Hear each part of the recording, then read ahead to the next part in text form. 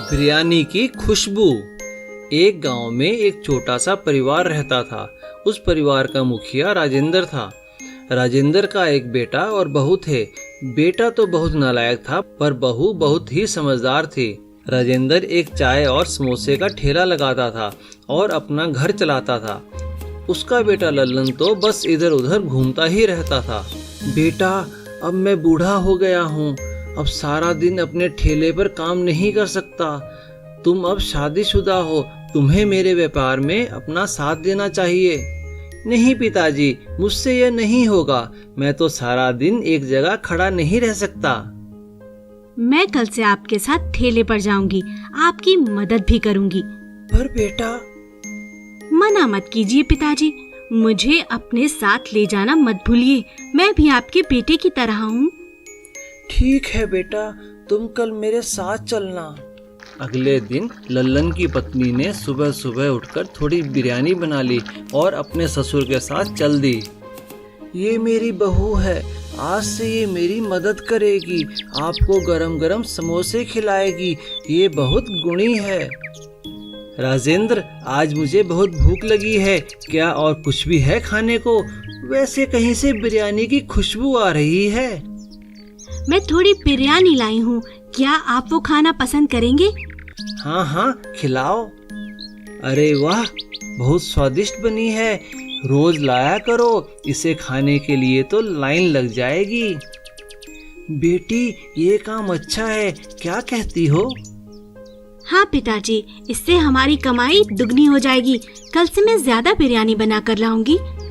कुछ ही दिनों में उनका बिरयानी का कारोबार इतना बढ़ गया कि उन्होंने एक दुकान ले ली और उसे होटल बना लिया। पिताजी, आप दोनों ने इतनी मेहनत करके होटल बना लिया है। अब मैं भी इधर उधर घूमकर थक गया हूँ। आप कहें तो मैं आपके साथ मिलकर बिरयानी और चाय समोसे बेचूं? हाँ बेटा, बहू ने तो इस काम को इतना बढ़ा दिया कि अब हमें और लोग चाहिए जो हमारी मदद करें।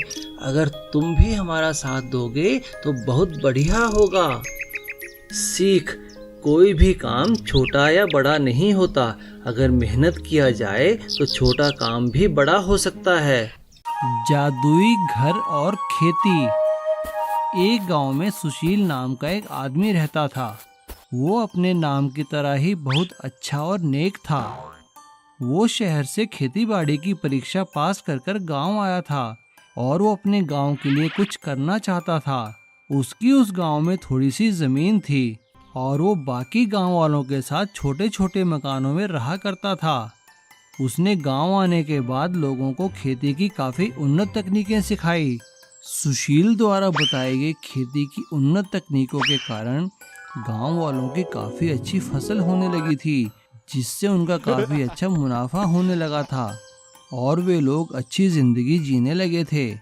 और एक दिन गांव वालों ने सुशील का सम्मान करते हुए उससे कहा, सुशील बेटा, तुम्हारे आने के बाद तो गांव की रूपरेखा ही बदल गई है। तुम्हारी बताई तकनीक के कारण ही हम लोग इतनी अच्छी फसल उगा पा रहे हैं। काका, ये तो मेरा फर्ज है, मेरी भी इस गांव के प्रति कुछ जिम्मेदारियां हैं। लेकिन उसी गांव में एक बहुत ही चालाक और लालची जमींदार रहता था, जिससे कि पहले सभी गांव वाले कर्जा लिया करते थे। वो गांव वालों की उन्नति देखकर बहुत परेशान हो गया था। एक दिन उसने अपने मुनीम से कहा, मुनीम जी, सभी गांव वालों के कर्जे के कागजात निकालिए।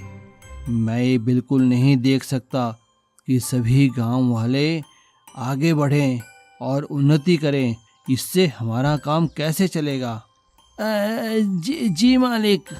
और जमींदार सभी गांव वालों को ये बोलकर धमकाता है कि उन्होंने उसका काफ़ी कर्जा देना है और वो कर्जा देने की मियाद ख़त्म हो चुकी है, और वो अपने बदमाशों को गांव वालों की ज़मीन पर कब्जा करने भेजता है। सुशील जमींदार से कहता है, जमींदार साहब, लोगों की फसल अब अच्छी हो रही है, हमें कुछ दिन और दीजिए, हम आपका सारा कर्जा चुका देंगे। नहीं, तुम कौन हो? ज़्यादा नेता बनते हो इनके, मारो इसे। और ऐसा कहते ही जमींदार के गुंडे उन सबको मारने लगते हैं और उन्हें मारकर जंगल में भगा देते हैं। परेशान होकर सुशील भगवान से मदद की गुहार करता है और तभी एक चमत्कार होता है और वो सुशील को एक बीज देकर कहते हैं, बेटा तुम्हारी समस्या का हल ये बीज है, इसे ले जाकर अपने गांव में लगा दो, तुम्हारा भला होगा। सुशील वो बीज लेकर भगवान का धन्यवाद करता है। जमींदार के गुंडों के जाने के बाद सभी लोग गांव में वापस आ जाते हैं और सुशील वैसा ही करता है जैसा जंगल के देवता ने कहा था। सुशील के बीज लगाते ही वहाँ एक बहुत बड़ा पेड़ उगाता है जिस पर अलग अलग डिजाइन के घर टंगे हुए थे। गांव वाले जैसे ही घर उतार कर जमीन पर रखते हैं वे घर बहुत बड़े बड़े घरों में बदल जाते हैं। गांव वाले भगवान का धन्यवाद करते हैं और वो देखकर हैरान रह जाते हैं कि उनकी फसलें भी लहलहा रही थी और उनमें गेहूं उगाई थी, लेकिन वो भी सोने और चांदी के दानों वाली। गांव वाले अपने अपने खेतों में जाकर सोने और चांदी के दानों वाली गेहूं तोड़ लेते हैं और उसे ले जाकर जमींदार को देकर अपना कर्जा पूरा करते हैं। जमींदार भी इतना सारा सोना चांदी देकर लालच में आ जाता है और सभी गांव वालों की जमीन के कागज उन्हें वापस कर देता है और इस तरह से जादुई घर के पेड़ के कारण सभी गांव वालों की किस्मत बदल जाती है। नीलू और सरिता शहर में रहते थे। वो दोनों एक फूड कंपनी में काम करते थे। वहीं दोनों आपस में मिले और दोनों ने शादी कर ली। शादी करने के बाद भी वो दोनों उसी कंपनी में काम किया करते थे। उन दोनों को घूमने फिरने का बहुत शौक था। एक साल भी ऐसे ही गर्मियों के दिनों में उन्हें 3-4 दिन की छुट्टियां मिलने वाली थी।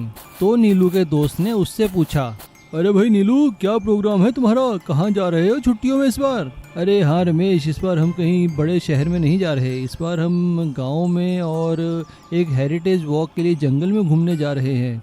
और छुट्टियां मिलते ही दोनों एक पहाड़ी के क्षेत्र में घूमने के लिए निकल जाते हैं। वो दोनों एक गांव में ठहरते हैं।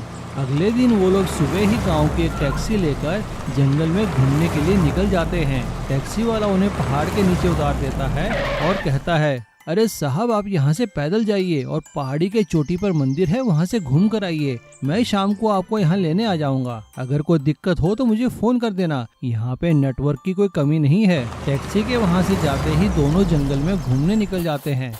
जंगल में घूमने के लिए एक साफ सुथरा रास्ता बना हुआ था। दोनों उस रास्ते पर चलते चलते जंगल के मनोहारी दृश्य देखने लगे और ना जाने कब जंगल के बीचों बीच खो गए, उन्हें समय का पता ही नहीं चला। शाम ढलने को थी, तभी हल्की हल्की बारिश होने लगी। वो दोनों एक पेड़ के नीचे बैठ गए। थोड़ी ही देर में बारिश रुक गई, लेकिन तब तक शाम होने लगी थी और वो जंगल के इतने अंदर आ चुके थे कि उन्हें रास्ता कहीं मिल नहीं रहा था। तभी अचानक नीलू की नजर दूर से एक रोशनी पर पड़ती है। वो उस दिशा में चल पड़ते हैं। वो नजदीक जाकर देखते हैं कि वहाँ एक छोटी सी झोपड़ी बनी थी। दोनों उस झोपड़ी के अंदर जाते हैं तो वहाँ पे एक बूढ़ी औरत बैठी हुई थी। नीलू उस बूढ़ी औरत को नमस्कार करते हुए कहता है, अम्मा जी नमस्कार, हम यहाँ घूमने आए थे लेकिन जंगल में रास्ता खो गए हैं।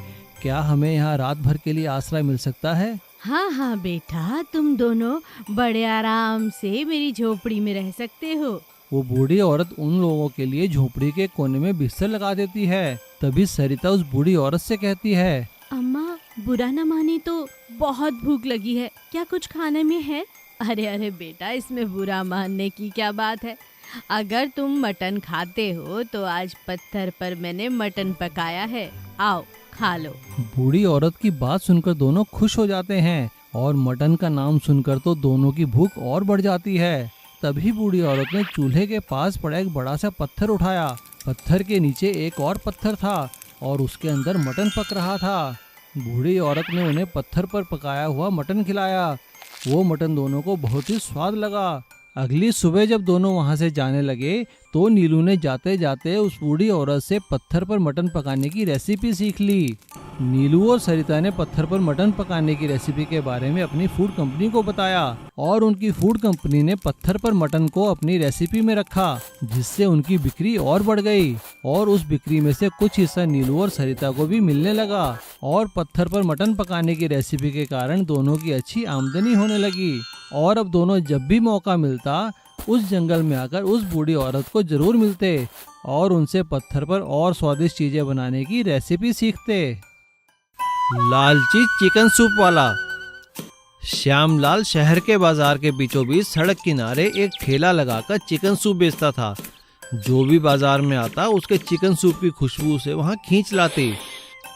उसके ठेले के आगे हमेशा भीड़ लगी रहती थी। अरे भैया, 1 प्लेट चिकन सूप देना, और हाँ, 1 प्लेट पैक भी कर देना। थोड़ी देर रुकना पड़ेगा भाई साहब, आपसे पहले 4 ग्राहकों के नंबर हैं। ठीक है भाई, मैं यहाँ साइड में खड़ा होकर इंतजार कर लेता हूँ। उसका नंबर आने पर श्यामलाल उसे सूप देता है। सूप पीने के बाद वह आदमी कहता है, अरे वाह भाई, मजा आ गया। श्यामलाल उनका धन्यवाद करता है। आपका बहुत बहुत धन्यवाद सर।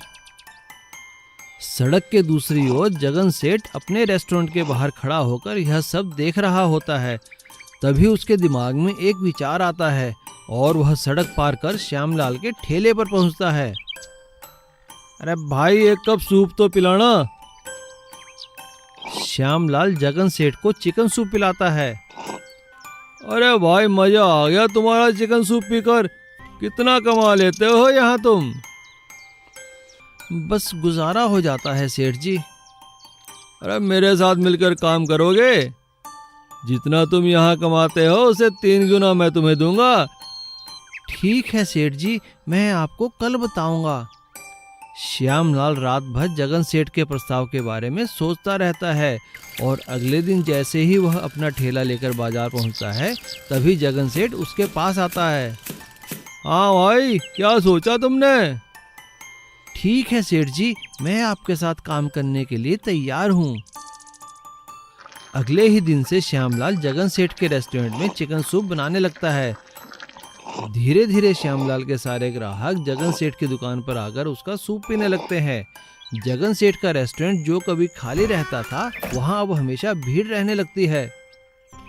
अरे लो भाई श्यामलाल, अपने पैसे ले लो भाई, तुमने तो कमाल कर दिया।